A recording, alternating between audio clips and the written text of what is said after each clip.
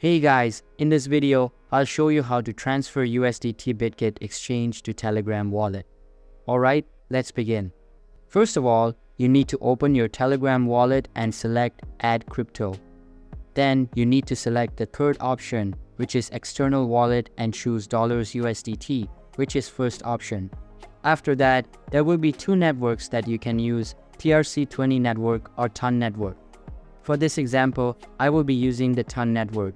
So tap on it and copy this wallet address. Once done, get to Bitget Exchange and then navigate to the Assets tab on the bottom right corner. Here, tap on Withdraw and then you need to select USDT from this list. After that, select On-Chain Withdrawal and we will be prompted to select the network. Just select the TON coin network and then paste the wallet address along with the target amount and memo. If there's no memo, you can type in N and then tap on the withdraw button.